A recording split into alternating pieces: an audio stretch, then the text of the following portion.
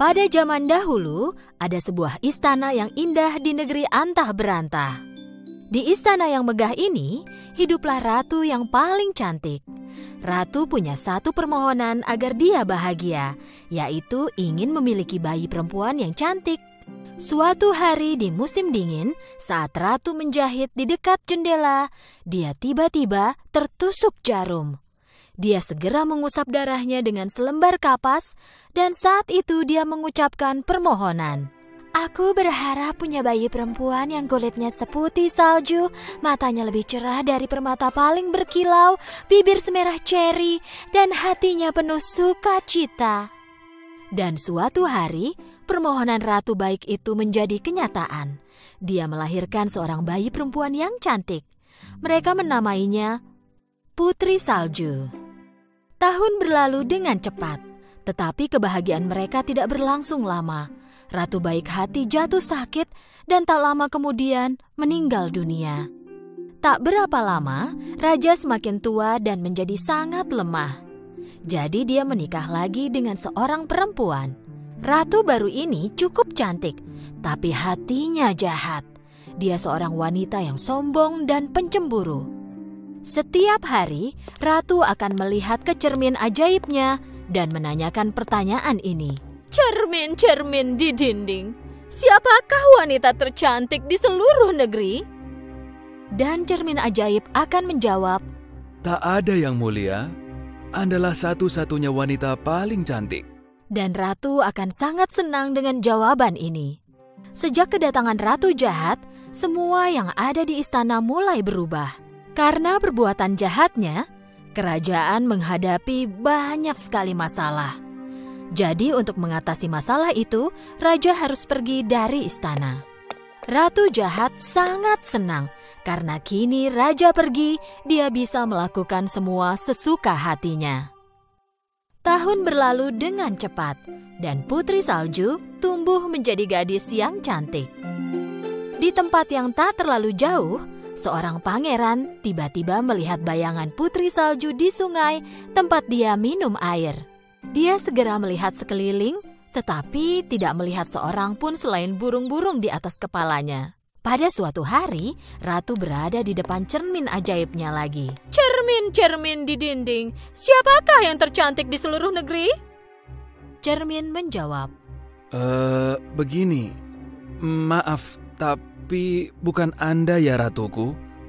Putri Saljulah wanita tercantik. Ratu sangat marah ketika mendengar jawaban cermin ajaib. Dia segera memanggil pemburu favoritnya dan memberi perintah yang menakutkan. Bawalah Putri Salju ke hutan dan ambil jantungnya untukku. Prajurit membawa Putri Salju ke hadapan ratu. Selamat datang Putri Salju. Kupikir kau bosan di dalam istana. Pergilah cari udara segar di hutan. Jangan khawatir, pemburuku yang terpercaya akan menjagamu. Pemburu membawa Putri Salju ke dalam hutan. Dia harus melakukan apa yang diperintahkan ratu. Tapi melihat Putri Salju yang berhati murni dan baik itu, pemburu tidak dapat melukainya. Pemburu memperingatkan Putri Salju agar jangan kembali ke istana. Saat matahari terbenam, dia meninggalkan Putri Salju di hutan dan kembali ke istana. Putri Salju sangat takut di hutan gelap itu sendirian. Dia duduk di bawah pohon dan mulai menangis. Sampai akhirnya, dia tertidur. Di pagi harinya, Putri Salju terbangun oleh kicauan burung dan banyak sahabat hewan kecil yang mengelilinginya. Karena hewan-hewan ini tahu dan mencintai Putri Salju, mereka menunjukkan jalan padanya. Mereka membawa Putri Salju ke rumah mereka yang juga sekecil tubuh mereka. Dengan ragu, Putri Salju membuka pintu. Semua yang ada di dalam rumah itu berukuran sangat kecil dan berantakan. Putri Salju tak bisa menebak siapa pemilik rumah itu, tapi dia tak punya tempat tujuan lain. Jadi dia memutuskan untuk bersih-bersih.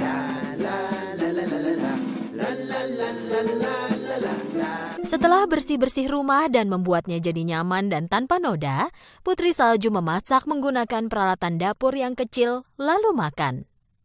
Di rumah ini, sama seperti barang lainnya, tempat tidurnya juga berukuran kecil. Tapi Putri Salju sangat lelah. Dia hampir tertidur di tempat dia berbaring. Dia pikir tak akan ada bahaya yang menimpanya di tempat ini, lalu jatuh tertidur pada beberapa tempat tidur yang digabungkan. Di malam hari, 7 kurcaci yang merupakan pemilik rumah cantik itu pulang ke rumah setelah bekerja di pertambangan. Dan saat masuk, mereka sangat terkejut. Rumah bersih dan tercium aroma makanan lezat. Dopi ingin makan sup, tapi karena kecerobohannya, dia menumpahkannya di lantai. Dok mencoba memikirkan apa yang terjadi.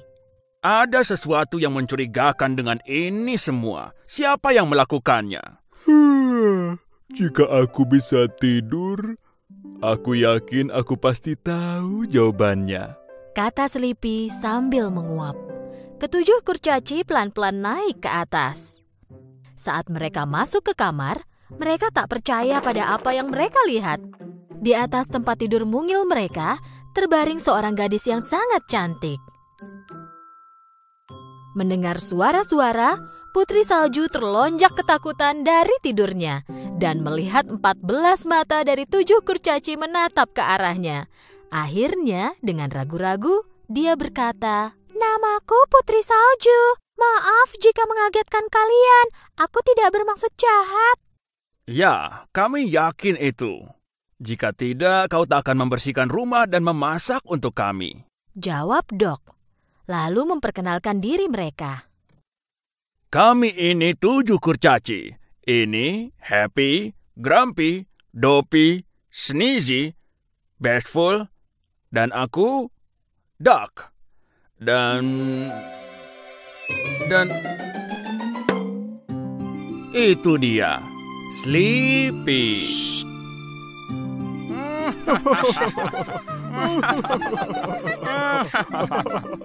Putri Salju senang sekali karena punya 7 orang teman lagi yang menyenangkan. Ia bercerita tentang semua yang telah terjadi. Ketujuh kurcaci sangat sedih mendengar semuanya. Mereka meminta Putri Salju tinggal bersama mereka. Putri Salju setuju dan selalu membantu. Mereka mulai hidup bahagia dan damai. Tapi kebahagiaan mereka tak berlangsung lama. Suatu hari, Ratu menanyakan pertanyaan yang sama ke cermin ajaibnya. "Cermin-cermin di dinding, siapakah wanita tercantik di seluruh negeri?" Jawaban cermin masih sama. Begini, maafkan aku, tapi bukan Anda yang mulia. Putri Salju, dialah yang tercantik dari semuanya. Tapi Ratu pikir Putri Salju sudah meninggal. Ratu sadar bahwa jantung yang pemburu bawakan sebenarnya jantung rusa dan memutuskan untuk melakukannya sendiri kali ini. Pagi hari yang menyenangkan di rumah 7 kurcaci. Putri Salju mengantar kurcaci bekerja dengan ciuman di pipi mereka. Dok mengulangi peringatannya seperti biasa. Jangan lupa aturan kita. Jika ada orang asing mengetuk pintu saat kami tidak di rumah, jangan dijawab. Baiklah, Dok. Tapi kalian jangan terlambat pulang ya. Saat Putri Salju menyiapkan makan malam, terdengar ketukan di pintu. Dia tak mengira kurcaci akan pulang jam segini. "Siapa itu?" "Dok, apa itu kalian?" Dari luar terdengar suara wanita tua. "Aku tak bermaksud jahat, Nak. Tolong buka pintunya." Melalui lubang pintu, Putri Salju melihat wanita tua malang di luar yang dia pikir tak mungkin menyakitinya. Jadi dibukanyalah pintu. "Oh, gadis cantik. Aku ini wanita tua yang kebetulan lewat. Jika kau berikan semangkuk sup, aku akan sangat berterima kasih." Putri Salju membawa masuk wanita tua itu dan menawarkan semangkuk sup panas. "Terima kasih, sayang. Aku tak punya uang, tapi punya apel merah cerah paling lezat untukmu. 1 gigitan akan terasa seperti surga." Putri Salju menggigit apel itu karena penasaran. Dan setelah digigitnya, dia pingsan dan jatuh di lantai. wanita tua itu tak lain adalah ratu jahat yang menyamar. Dan apel itu bukanlah apel surga, tapi apel beracun. Bahkan satu gigitan cukup untuk membuat Putri Salju tertidur, yang membuatnya tidak pernah bisa bangun lagi.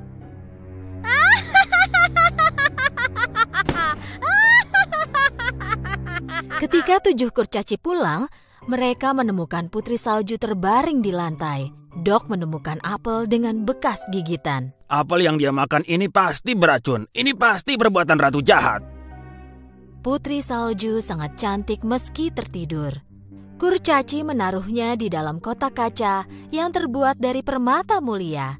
Dan mereka menaruhnya di atas bukit di mana semua temannya di hutan bisa melihatnya. Suatu hari pangeran datang ke hutan itu tempat Putri Salju tertidur. Teman-teman Putri Salju menunjukkan jalan dan membawa pangeran ke kotak kaca tempat Putri Salju tertidur. Pangeran tak percaya pada apa yang dia lihat. Putri cantik yang bayangannya pernah dia lihat di sungai dan terus muncul dalam mimpinya, kini terbaring tepat di hadapannya. Dia mengangkat tutup kotak itu dan mencium Putri Salju. Saat itu juga, mimpi Putri Salju dan pangeran menjadi kenyataan. Cinta mereka mengalahkan kutukan dan Putri Salju membuka matanya. Di saat yang sama, setelah tahu apa yang terjadi pada putrinya, Raja memecahkan cermin ajaib dan mengusir ratu jahat sejauh mungkin dari istana. Putri Salju akhirnya kembali ke istananya dan berkumpul lagi dengan ayahnya. Putri Salju dan pangeran melakukan pernikahan yang megah. Raja, Putri Salju, pangeran, dan 7 kurcaci, mereka semua hidup bahagia selamanya.